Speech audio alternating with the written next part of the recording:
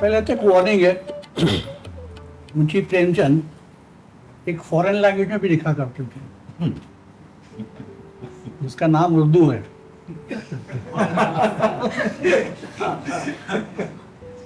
और हम आज आपको उनकी उर्दू कहानियां सुना रहे हैं। प्रेमचंद ने अफसानों को, नॉवेलों को, अदब को जिंदगी की हकीकत के करीब से करीब तक लाने की कोशिश की। हमारे साथ नसीर साहब हैं जिन्होंने अपनी अदाकारी में हकीकत को पर्दे पर पेश करने की कोशिश की और अदाकारी को हकीकी बनाने की हर मुमकिन कोशिश की, और साथ साथ वो अदब के प्रमोशन में भी हमारे साथ जुड़े हुए हैं। जब हम उनको आवाज़ देते हैं वो साथ होते हैं, तो उनका खैर मकदम कीजिए तालियां बजाकर।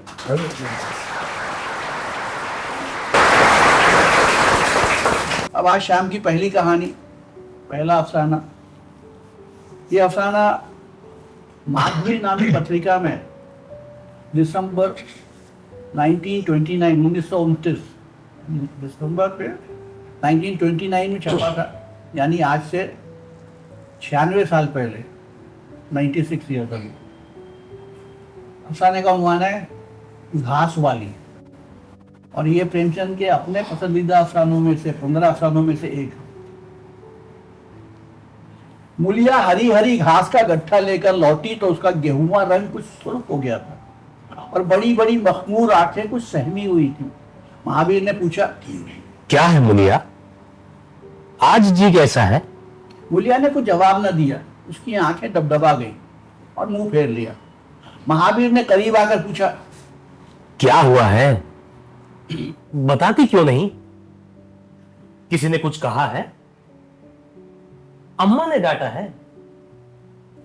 क्यों इतनी उदास है? कुछ नहीं हुआ, क्या है, अच्छी तो हूं। महावीर ने मुलिया को सर से पांव तक देखकर पूछा, चुपचाप रोती रहेगी, बताएगी नहीं? मुलिया ने सरजनिश के अंदाज से कहा, कोई बात भी हो, क्या बता दूं? मलिया उस खारजार में गुले सदबर्ग थी। गेहुआ रंग था, गुंचे का समूह, बैजवी चेहरा, थोड़ी खिंची हुई, रुखसारों पर दिलावेज सुर्खी, बड़ी बड़ी नुकीली पलकें, आंखों में एक अजीब इल्तिजा, एक दिलफरेब मासूमियत, साथ ही एक अजीब कशिश। मालूम नहीं चमारों के इस घर में ये अप्सरा कहाँ से आ गई थी। क्या उसका नाजुक फूल सा जिस्म इस काबिल था कि वो सर पर घास की टोकरी रखकर बेचने जाती? इस गांव में भी ऐसे लोग मौजूद थे जो उसके तलवों के नीचे आंखें बिछाते थे, उसकी चितवनों के लिए तरसते थे, जिनसे वो एक बात भी करती तो निहाल हो जाते। लेकिन मुलिया को आए साल भर से जायद हो गया, किसी ने उसे मर्दों की तरफ ताकते नहीं देखा।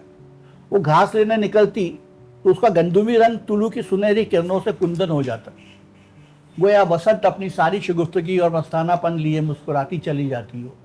कोई गज़लें गाता, कोई छाती पर हाथ रखता, पर मुलिया आंखें नीचे किए अपनी राह पर चली जाती। लोग हैरान होकर कहते, इतना गुरूर, इतनी बेनियाजी, महावीर में ऐसे क्या सुरखाब के पर लगे हैं? ऐसा जवान भी तो नहीं, न जाने कैसे उसके साथ रहती है, चांद में गहन लग जाता होगा। मगर आज एक ऐसी बात हो गई जो चाहे उस जात की दूसरी नाज़रीनों के लिए दावत का पैगाम हो, मुलिया के लिए जख्म जिगर से कम न थी। सुबह का वक्त था, हवा आम के बौर की खुशबू से मतवाली हो रही थी, आसमान जमीन पर सोने की बारिश कर रहा था। मुलिया सर पर टोकरी रखे घास छीलने जा रही थी कि दफतन नौजवान चैन सिंह सामने से आता दिखाई दिया। मुलिया ने चाहा कि कतरा कर निकल जाए, मगर चैन सिंह ने उसका हाथ पकड़ लिया और बोला, मुलिया, अरे क्या तुझे मुझ पर जरा भी रहम नहीं आता? मुलिया का वो फूल सा चेहरा शोले की तरह दहक उठा। वो जरा भी नहीं डरी, जरा भी नहीं झिझकी, जौवा जमीन पर गिरा दिया और बोली, मुझे छोड़ दो, नहीं तो मैं चीखती हूँ। चैन सिंह को आज जिंदगी में ये नया तजुर्बा हुआ। नीची जातों में हुस्न का इसके सिवा और काम ही क्या है कि वो ऊंची जातों वाला का खिलौना बने। ऐसे कितने ही मार के उसने जीते थे, पर आज मुलिया के चेहरे का वो रंग, वो गुस्सा, वो गुरूर, वो तमकीनत देख कर उसके छक्के छूट गए। उसने खफीफ होकर उसका हाथ छोड़ दिया।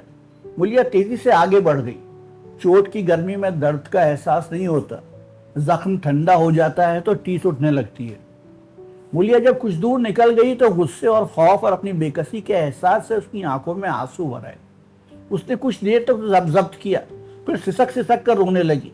अगर वो इतनी गरीब ना होती तो किसी की मजाल थी कि इस तरह उसकी आबरू लूट लेता। वो रोती जाती थी और घास छीलती जाती थी। महावीर का गुस्सा वो जानती थी, अगर उससे कह दे तो वो उस ठाकुर के खून का प्यासा हो जाएगा, फिर न जाने क्या हो। इस ख्याल से उसके रोंगटे खड़े हो गए। इसीलिए उसने महावीर के सवालों का कोई जवाब नहीं दिया। दूसरे दिन मुलिया घास के लिए न गई। सास ने पूछा, तू क्यों नहीं जाती? और सब तो चली गई। मैं अकेली न जाऊंगी। अकेले क्या तुझे बाग उठाने जाएगा? क्यों औरत के साथ नहीं चली गई? औरों के साथ भी न जाऊंगी। ना तू औरों के साथ जाएगी ना अकेली जाएगी, तो फिर कैसे जाएगी? साफ साफ क्यों नहीं कहती कि मैं ना जाऊंगी? तो यहाँ मेरे घर में रानी बन के निभाना होगा। किसी को चाम प्यारा नहीं होता, काम प्यारा होता है। तू बड़ी सुंदर है, तो तेरी सुंदरता लेके चाटू। उठा झब्बा, जा घास ला। दरवाजे पर नीम के दरख्त के साए में खड़ा महावीर घोड़े को मल रहा था। उसने मुलिया को रोनी से सूरत बनाए जाते देखा, पर कुछ बोल न सका। उसका बस चलता तो मुलिया को कलेजे में बिठा लेता, आंखों में चुरा लेता, लेकिन घोड़े का पेट भरना तो जरूरी था। घास मोल लेकर खिलाए तो 12 आने से कम खर्च ना हो। उसे मजदूरी ही क्या मिलती है, मुश्किल से 1.5-2 रुपए, वो भी कभी मिले कभी ना मिले। बुरा हो इन मोटर लॉरियों का। अब यक्के को कौन पूछता है। महाजन से 150 रुपए कर्ज लेकर यक्का और घोड़ा खरीदा था, उसके सूद के भी नहीं पहुंचते, असल का जिक्र ही क्या। मुलिया, न जी चाहता हो न जा। मुलिया निहाल हो गई। आबगू आंखों में मोहब्बत का सुरूर झलक उठा। बोली, हाँ, पर घोड़ा खाएगा क्या? आज उसने कल का रास्ता छोड़ दिया और खेतों की मेंढों से होती हुई चली। बार बार खायफ नजरों से इधर उधर ताकती जाती थी। दोनों तरफ ऊख के खेत खड़े थे। जरा भी खड़खड़ाहट होती तो उसका जी सन से हो जाता। कोई ऊख में छुपा बैठा ना हो, मगर कोई नई बात ना हुई। ऊख के खेत निकल गए, आमों का बाग निकल गया, सींचे हुए खेत नजर आने लगे। दूर एक कुएं पर पुर चल रहा था। खेतों की मेंढों पर हरी हरी घास जमी हुई थी। मुलिया का जी ललचाया। यहाँ 8 घंटे में जितनी घास छिल सकती हूँ, उतनी खुश्क मैदान में दोपहर तक भी न छिल सकूंगी। यहाँ देखता ही कौन है, और कोई पुकारेगा तो चुपके से सरक जाऊंगी। वो बैठकर घास छीलने लगी और 1 घंटे में उसका झाबा आधे से ज्यादा भर गया। अपने काम में इतनी मैव हो गई कि उसे चैन सिंह के आने की खबर भी ना हुई। यकायक आहट पाकर सर उठाया तो चैन सिंह खड़ा था। मुलिया का कलेजा धक से हो गया। जी में आया कि भाग जाए, झाबा वहीं उलट दे और खाली झाबा लेकर चली जाए, पर चैन सिंह ने कई गज के फासले ही पर रुककर कहा, अरे डर मत, डर मत। भगवान जानता है मैं तुझे कुछ ना बोलूंगा। अरे जितनी चाहे छिल ले, मेरा ही खेत है। मुलिया के हाथ मफलूज से हो गए। खुरपी हाथ में जम सी गई। घास नजर ही नहीं आती थी। जी चाहता था धरती फट जाए और उसमें समा जाए। जमीन आंखों के सामने तैरने लगी। चैन सिंह ने दिलासा दिया, छिलती क्यों नहीं? मैं तुमसे कुछ कहता थोड़े ही हूं। यही रोज चली आया कर, मैं छिल दिया करूंगा। मुलिया बुद्ध बनी बैठी रही। उसके सीने में अब इतनी धड़कन न थी। चैन सिंह ने एक कदम और आगे बढ़ाया और बोला, तू मुझसे इतना क्यों डरती है? क्या तू समझती है मैं तुझे सताने आया हूं?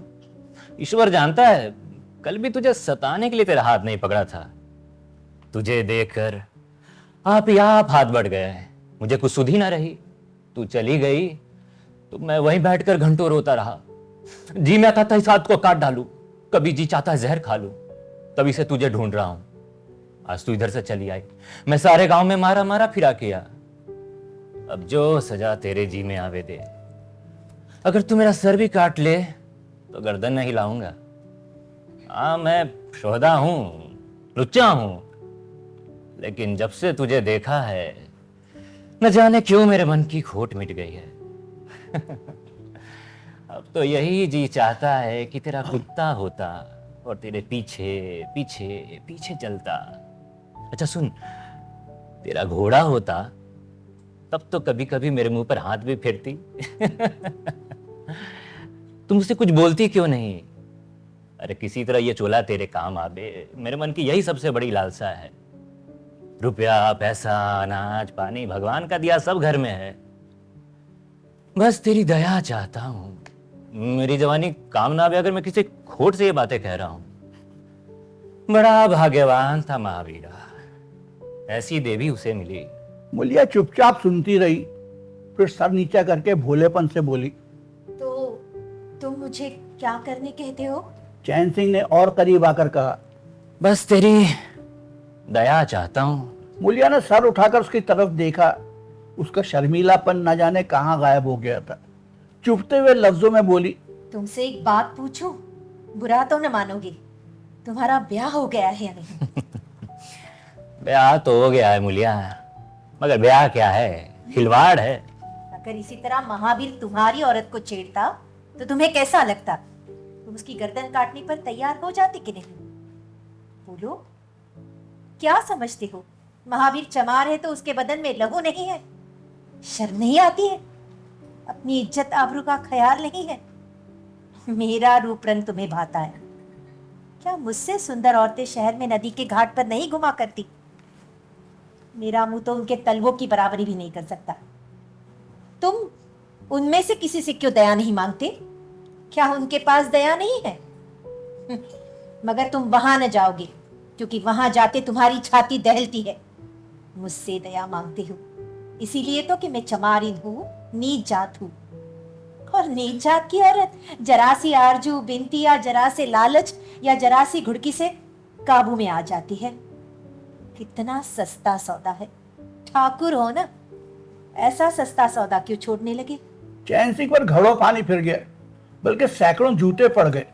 खिफत आमेज लहजे में बोला, ये बात नहीं है मुलिया, मैं सच कहता हूं, इसमें ऊंच नीच की कोई बात नहीं, सब आदमी बराबर हैं। मैं तो तेरे चरणों पर सर रखने को तैयार हूं। इसीलिए कि जानते हो मैं कुछ कर नहीं सकती।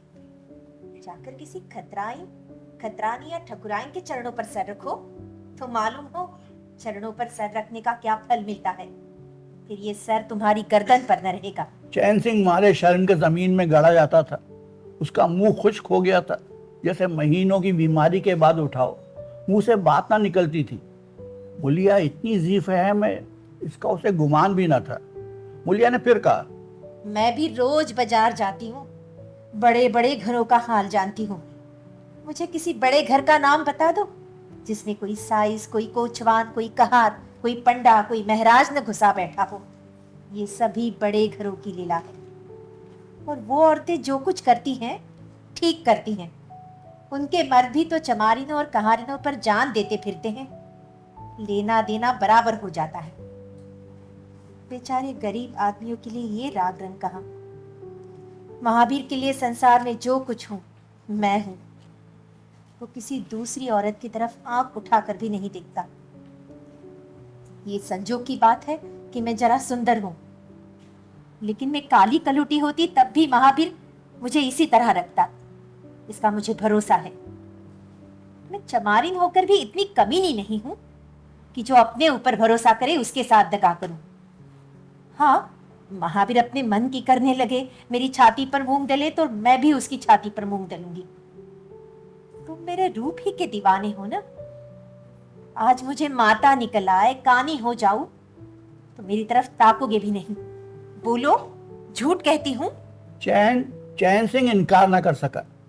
मुलिया ने उसी मलामत आमेज लहजे में कहा, लेकिन मेरी एक नहीं, दोनों आंखें फूट जाएं तब भी महावीर की आंख न फिरेगी। मुझे उठावेगा, बिठावेगा, खिलावेगा, सुलावेगा। कोई ऐसी सेवा नहीं है जो वो उठा रखे। और तुम चाहते हो मैं ऐसे आदमी से दगा करूं? जाओ, अब मुझे कभी न छेड़ना, नहीं तो अच्छा न होगा। जवानी जोश है, हौसला है, अज़्म है, कुव्वत है, और वो सब कुछ जिंदगी को रोशन, पाकीज़ा और मुकम्मल बना देता है। जवानी नशा है, नफस परवरी है, रऊनत है, हवस परस्ती है, खुद मतलबी है, और वो सब कुछ जिंदगी को हैवानियत, जवाल और बदी की जानिब ले जाता है। चैन सिंह पर जवानी का नशा था। मुलिया ने ठंडे छींटों से नशा उतार दिया। औरत जितनी आसानी से दीन और ईमान को गारत कर सकती है, उतनी ही आसानी से उनको कुव्वत भी अता कर सकती है। वही चैन सिंह जो बात बात पर मजदूरों को गालियां देता था, आसामियों को पीटता था, अब इतना खलीक, इतना मुतमहिल, इतना मुनकसिर हो गया था कि लोगों को ताज्जुब होता था। कई दिन गुजर गए। एक दिन शाम को चैन सिंह खेत देखने गया। रहट चल रहा था। उसने देखा एक जगह नाली टूट गई है और सारा पानी बहा चला जा रहा है। क्यारी में बिल्कुल पानी ना पहुंचता था, मगर क्यारी बनाने वाली औरत चुपचाप बैठी हुई थी। उसे इसकी जरा भी परवाह नहीं थी कि पानी क्यों नहीं आता। पहले ये लापरवाही देखकर चैन सिंह आपे से बाहर हो जाता, उस औरत की पूरे दिन की मजदूरी काट लेता और रहट चलाने वालों को घुड़कियां जमाता। पर आज उसे गुस्सा नहीं आया। उसने मिट्टी लेकर नाली बांध दी और बुढ़िया के पास जाकर बोला, तू यहाँ बैठी है और पानी सब बहा जा रहा है। बुढ़िया को थरथर कांपते देख चैन सिंह ने उसकी दिल जमाई करते हुए कहा, भाग मत, बैठ। मैंने नाली बंद कर दी है। ये बुढ़ाऊ कई दिन से नहीं दिखाई दिए, कहीं काम धंधा करने जाते हैं कि नहीं? बुढ़िया का सुकड़ा हुआ चेहरा चिकना हो गया। बोली, आजकल तो ठाल ही बैठे हैं भैया, कहीं कोई काम नहीं लगता। चैन सिंह ने नरमी से कहा, तो हमारे यहाँ लगा दे, थोड़ा सा सन रखा है, उसे काट दे। ये कहता हुआ वो कुएं की जानिब चला गया। वहां 4 रहट चल रहे थे और उस वक्त 2 हकोले बेर खाने गए हुए थे। चैन सिंह को देखते ही बाकी मजदूरों के होश उड़ गए। अगर ठाकुर ने पूछा 2 आदमी कहाँ गए तो क्या जवाब देंगे? सबके सब डांटे जाएंगे। बेचारे दिल में सहमे जा रहे थे कि देखो सर पर कौन आफत आती है। चैन सिंह ने पूछा, वो दोनों कहाँ गए? एक मजदूर ने डरते डरते कहा, दोनों किसी काम से अभी चले गए हैं भैया। दफतन दोनों मजदूर धोती के एक कोने में बेर भरे आते दिखाई दिए। दोनों खुश खुश चले आ रहे थे। चैन सिंह पर निगाह पड़ी तो पांव मन भर के हो गए। अब न आते बनता है न जाते। दोनों समझ गए कि आज बेतरा मार पड़ी, शायद मजदूरी भी कट जाए। शशोपच की हालत में खड़े थे कि चैन सिंह ने पुकारा, आओ, अरे बढ़ाओ, कैसे बेर हैं? अरे जरा मुझे भी दिखाओ। दोनों और भी थर्रा उठे। आज ये ठाकुर जीता ना छोड़ेगा, शायद सर के बाल भी ना बचे, भिगो भिगो कर लगाएगा। चैन सिंह ने फिर कहा, अरे जल्दी आओ जी, अरे खड़े क्या हो? मगर पक्की पक्की सब मैं ले लूंगा, कह देता हूं। अच्छा, जरा एक आदमी लपक कर घर से थोड़ा सा नमक तो ले लो। अरे छोड़ दो रहट, आओ बेर खाओ, इस बाग के बेर बहुत मीठे होते हैं। दोनों खतावारों को आप कुछ तशफ़ी हुई। आकर सारे बैर चैन सिंह के सामने रख दिए। एक मजदूर नमक लाने दौड़ा। एक ने कुएं से लुटिया डोर से पानी निकाला। चैन सिंह चरसे का पानी ना पीता था, लेकिन उस रोज पिया। आध घंटे तक चारों रहट बंद रहे। सबों ने खूब बेर खाए। जब सब बेर उड़ गए तो एक मुजरिम ने हाथ जोड़कर कहा, भैया जी, आज जान बख्शी हो जाए, बड़ी भूख लगी थी, नहीं तो काम छोड़कर न जाते। चैन सिंह ने हमदर्दाना अंदाज से कहा, तो इसमें बुराई क्या हुई? मैंने भी तो बेर खाए। हाँ, आध घंटे का हर्ज हुआ, इतना ही तो। तुम चाहोगे तो घंटे भर का काम आध घंटे में कर लोगे, हाँ ना चाहोगे तो दिन भर में भी घंटे भर का काम ना होगा। चैन सिंह चला गया तो चारों बातें करने लगे। एक ने कहा, मालिक इसी तरह से रहे तो काम करने में जी लगता है, ये नहीं हरदम छाती पर सवार। मैंने तो समझा आज कच्चा ही खा जाएगा। कई दिन से देख रहा हूं मिजाज कुछ नरम हो गया है। सांझ को पूरी मजूरी मिले तब कहना। तुम तो हो गोबर गणेश, आदमी का रुख नहीं पहचानते। हाँ, अब खूब दिल लगाकर काम करेंगे। जब इन्होंने हमारे ऊपर छोड़ दिया तो हमारा भी धर्म है ना कि अपना काम समझकर काम करे। मुझे तो भैया ठाकुर पर अब भी विश्वास नहीं आता। एक दिन चैन सिंह को किसी काम से कचहरी जाना था। 5 मील का सफर था। यूं तो बराबर अपने घोड़े पर जाया करता था, पर आज धूप तेज थी। सोचा यक्के पर चला चलूं। महावीर को कहला भेजा, मुझे भी लेते जाना। कोई 9 बजे महावीर ने पुकारा। चैन सिंह तैयार बैठा था। चटपट यक्के पर बैठ गया, मगर घोड़ा इतना दुबला हो रहा था, यक्के की गद्दी इतनी मैली और फटी हुई, सारा सामान इतना बोसीदा कि चैन सिंह को यक्के पर बैठते शर्म आती थी। पूछा, ये सामान क्यों बिगड़ा हुआ है महावीर? तुम्हारा घोड़ा तो कभी इतना दुबला ना था कि आजकल सवारियां कम है। मालिक, सवारियां कम नहीं, मगर लारियों के सामने यक्के को कौन पूछता है? कहाँ 2, 2.5, 3 की मजूरी करके घर लौटता था, कहाँ 20 आने के पैसे भी नहीं मिलते। क्या जानवर को खिलाऊं, क्या आप खाऊं? बड़ी विपदा में पड़ा हूं मालिक। सोचता हूं कि यक्का घोड़ा बेचकर आप लोगों की मजूरी करूं, पर कोई ग्राहक नहीं लगता। ज्यादा नहीं तो 12 आने तो घोड़े को ही चाहिए, घास ऊपर से। जब अपना ही पेट नहीं चलता तो जानवर को कौन पूछे? 2-4 बीघे की खेती क्यों नहीं कर लेते? खेत मुझसे ले लो। मालिक, खेती के लिए बड़ी हिम्मत चाहिए। मैंने भी सोचा है, कोई ग्राहक लग जाए तो यक्के को औने पौने निकाल दूं, फिर घास छील कर बाजार ले जाया करूं। आजकल सास बहू दोनों घास छीलती है, तब जाकर 10-12 आने पैसे नसीब होते हैं। तो बुढ़िया बाजार जाती होगी। नहीं नहीं राजा साहब, वो इतनी दूर कहां चल सकती है? घरवाली चली जाती है, दोपहर तक घास छीलती है, फिर तीसरे पहर बाजार जाती है, वहां से घड़ी रात गए लौटती है। हलकान हो जाती है भैया, मगर क्या करूं, अब तकदीर से क्या जोर। चैन सिंह कचहरी पहुंच गया। महावीर सवारियों की टोह में शहर की तरफ चला गया। चैन सिंह ने उसे 5 बजे आने को कह दिया। कोई 4 बजे चैन सिंह कचहरी से फुर्सत पाकर बाहर निकला। अहाते में पान की दुकान थी। अहाते के बाहर फाटक से मिला हुआ एक बरगद का दरख्त था। उसके साये में 20 यक्के तांगे खड़े थे। घोड़े खोल दिए गए थे। वकीलों, मुख्तारों और अफसरों की सवारियां यहीं खड़ी रहती थी। चैन सिंह ने पानी पिया, पान खाया और सोचने लगा कोई बस मिल जाए तो जरा शहर की सैर कराऊं। कि यकायक उसकी निगाह एक घास वाली पर पड़ गई। सर पर घास का झाबा रखे साइसों से मोल भाव कर रही थी। चैन सिंह का दिल उछल पड़ा। ये तो मुलिया है, कितनी बनी ठनी। कई कोचबान जमा हो गए थे। कोई उससे मजाक करता था, कोई घूरता था, कोई हंसता था। एक काले कलूटे कोचबान ने कहा, मुलिया, घास सवार के 6 आने की है। मुलिया ने नशाखेज आंखों से देखकर कहा, 6 आने पर लेना है तो वो सामने घसियार में बैठी है, चले जाओ, 2-4 पैसे कम में पा जाओगे। मेरी घास तो 12 आने में जाएगी।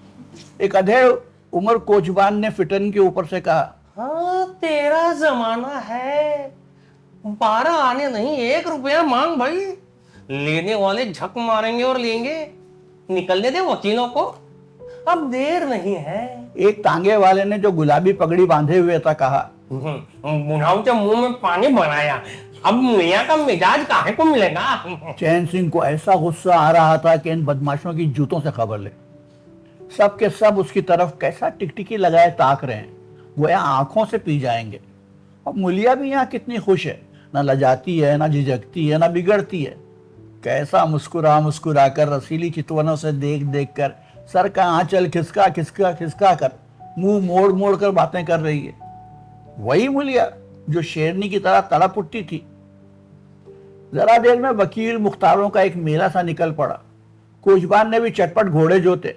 मुलिया पर चारों तरफ ऐनक बाजों की मुश्ताक, मस्ताना, कदराना, हवसनाक नजरें पड़ने लगी। एक अंग्रेजी फैशन के भले आदमी आकर उस फिटन पर बैठ गए और मुलिया को इशारे से बुलाया। कुछ बातें हुई। मुलिया ने घास पायदान पर रखी, हाथ फैलाकर और मुंह मोड़कर कुछ लिया, फिर मुस्कुराकर चल दी। फिटन भी रवाना हो गई। चैन सिंह पान वाले की दुकान पर खुद फरामोशी की हालत में खड़ा था। पान वाले ने दुकान बढ़ाई, कपड़े पहने और कैबिन का दरवाजा बंद करके नीचे उतरा तो चैन सिंह को होश आया। पूछा, क्या दुकान बंद कर दी? पान वाले ने हमदर्दाना अंदाज से कहा, ठाकुर साहब, इसकी दवा कर लो, ये बीमारी अच्छी नहीं। कैसी बीमारी? कैसी बीमारी? 8 घंटे से यहाँ खड़े हो जैसे बदन में जान ही नहीं है। अब सारी कचहरी खाली हो गई, मेहतर तक झाड़ू लगाकर चल दिए। तुम्हें कुछ खबर हुई? जल्दी से दवा कर डालो। चैन सिंह ने छड़ी संभाली और फाटक की तरफ चला कि महावीर का यक्का सामने से आता दिखाई दिया।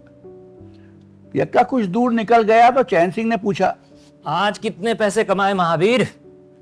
आज तो मालिक दिन भर खड़ा ही रह गए, किसी ने बेगार में भी ना पकड़ा, ऊपर से 4 पैसे की बीड़ियां पी गया। मेरी एक सलाह मानो, इज्जत हमारी और तुम्हारी एक है। तुम मुझसे 1 रुपया रोजाना ले लिया करो, बस जब बुलाऊं तो यक्का लेकर आ जाओ। तब तो तुम्हारी घरवाली को घास को लेकर बाजार ना आना पड़ेगा। बोलो, मंजूर है? मालिक, आप ही का तो खाता हूं, प्रजा भी आप ही का हूं, जब मर्जी हो बुलवा लीजिए। आपसे रुपया नहीं नहीं, मैं तुमसे बेगार नहीं लेना चाहता। तुम तो मुझसे 1-1 रुपया रोज ले जाया करो। घरवाली को घास लेकर बाजार मत भेजा करो। वैसे मूलिया से भूल कर भी इसकी चर्चा न करना, न और किसी से कुछ कहना। कई दिनों के बाद शाम को मुलिया की मुलाकात चैन सिंह से हो गई। वो आसामियों से लगान वसूल करके घर की तरफ लपका जा रहा था कि उसी जगह जहां उसने मुलिया की बांह पकड़ी थी, मुलिया की आवाज उसके कानों में आई। उसने ठिठक कर देखा तो मुलिया दौड़ी चली आ रही थी। बोला, क्या है मुलिया? दौड़ मत, दौड़ मत। अरे मैं तो खड़ा हूं। अब मैं घास बेचने नहीं जाती। कई दिन से तुमसे मिलना चाहती थी, पर तुम कहीं मिलते न थे और तुम्हारे घर जा न सकी। आज तुम्हें देखकर दौड़ी, उस पीपल के पास से ही दौड़ी आ रही हूँ। ना कितनी दूर दौड़ी, पसीने पसीने हो रही है। वैसे तूने बड़ा अच्छा किया कि बाजार जाना छोड़ दिया। तुमने मुझे कभी घास बेचते देखा है क्या? एक दिन देखा था। क्या महावीर ने तुझसे सब कुछ कह डाला? मैंने तो मना किया था। वो मुझसे कोई बात नहीं छुपाना। दोनों एक लम्हे तक खामोश खड़े रहे। एकाएक मुलिया ने मुस्कुराकर कहा, यही तुमने मेरी बाह पकड़ी थी ना? अरे उसको भूल जाओ मौला देवी। मुझ पर न जाने कौन सा भूत सवार था। उसे क्यों भूल जाऊं? उसी हाथ पकड़ने की लाश तो निभा रहे हो। गरीबी आदमी से जो चाहे करा दे। तुमने मुझे डूबने से बचा लिया। फिर दोनों चुप हो गए। जरा देर बाद मुलिया ने शरारत आमेज अंदाज से पूछा, तुमने समझा होगा मैं हंसने बोलने में मगन हो रही थी। क्यों? नहीं मुलिया, मुझे ऐसा ख्याल एक लम्हे के लिए भी नहीं आया। इतना कमीना न समझ। मुझे तुमसे यही आशा थी। हवा सींचे हुए खेतों में आराम करने जा रही थी। आफताब उफक की गोद में आराम करने जा रहा था और उस धुंधली रोशनी में खड़ा चैन सिंह मुलिया की मिटती हुई तस्वीर देख रहा था।